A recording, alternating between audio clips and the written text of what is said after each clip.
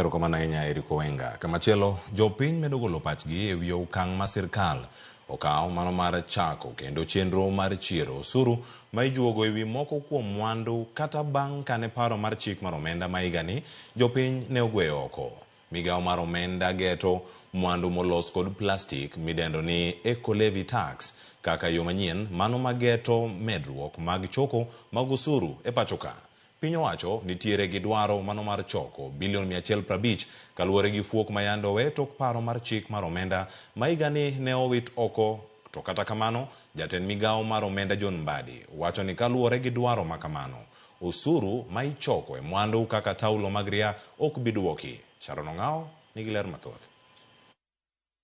E limbe mare e gwenge mag Kisii gi Nyamira juma mokalo, jatend piny William Ruto ne olieko mar duoko kendo moko kuom osuru manodhi choko e paro mar chik mar omenda ma higani. Tulikuwa tumepanga mpango mzuri, tulikuwa tumeweka bilioni 130 kwa budget, lakini mnajua hiyo budget ilienda segemnege. Mnaelewa hivyo? Kuna watu walipigia kelele mpaka hiyo budget ikapotea. Sasa mimi nimeambia Malulu hapa na wabunge wenzetu, sindio? Tutaenda tupange tena. Bang' lieko dwaro mar duoko kendo moko kuom osuru manodhi choko e paro mar chik mar omenda ma higani, ma bende nodhi choko bang' ng'anyo mag rowere manotisi kaka Gen Z. Piny owacho nitiere okenge mogik mar yango yore mamoko monyalo yaro godo bade ne choko osuru. Okang' makama en mar loko chik osuru mageto loko chike mag osuru. Ka sani nitiere kidienje 47 mag osuru ma migawo mar omenda geto menyo kendo pedho ne od bura mondo puodhi. Jatend migawo mar omenda Mbadi oyango ni osuru ma ijuogo e wi mwandu molos kod plastik midendo kaka eco-levy en achiel kuom osuru michano kel kendo. Kata kamano, osuru mane chano juogi e wi mwandu machalo kaka taulo mag ria to ibithi choko. There are about 49. Some don't even have financial implication. Some just aligning the laws. Eco-levy, we will target those areas that would not affect the common mwananchi. That those sensitive areas, like what was widely talked about, sanitary pads, etc., those ones we can't make a mistake because Kenyans have spoken. Osuru ma ijuogo e wi mwandu molos kod plastik ne en achiel kuom osuru mane jopiny ne ng'anyone. Okang' mabende nokwed mager gi kembe mosebedo kaloso mwandu makamago mawuok e pinje maoko. Ranyisi ne en kambi maloso math mayom mar Coca-Cola manokwedo atamalo 10 mag osuru mane chano juoge. You know them, they are in business, but we also have an interest as a country. This country is not a dumping place.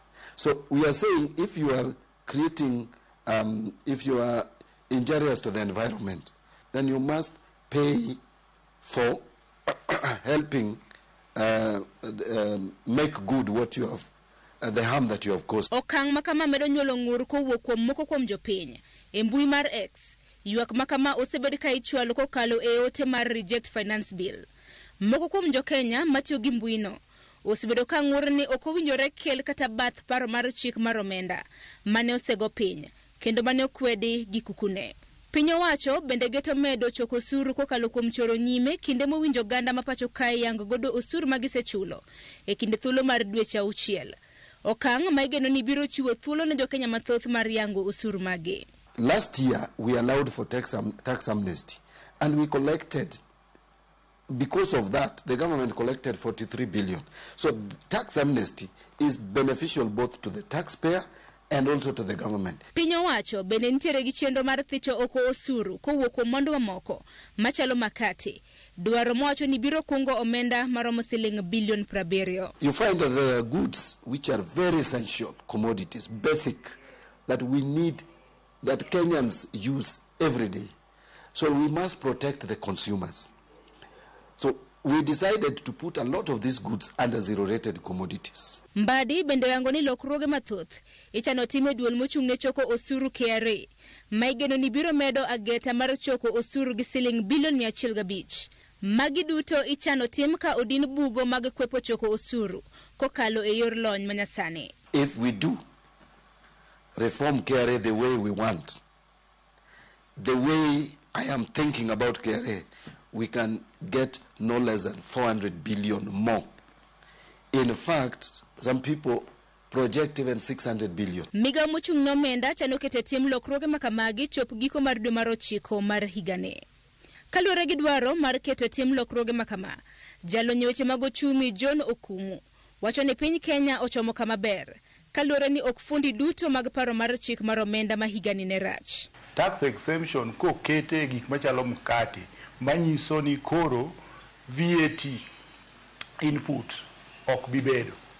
Sama input ok bibedo, refunds mano sirkal biro save on tax VAT refunds maybe dware mondo oduoki. E kinde mokalo, jatend piny andolando ni piny owacho chano duoko chien omenda motiyo godo gi siling bilion 177 gi dwaro mar holo siling bilion 169 mar dino fuok ma yando we bang' paro mar chik mar omenda ma higani yando thi choko. Dwaro manyien makamago piny owacho yango ni biro konyo e chudo mag jopuonje mobwogo dhi ng'anyo, chulo jonyar rita kwe, kaachiel gi konyo e siro somb mbalariany. Sharon Ong'aw, Ramogi TV.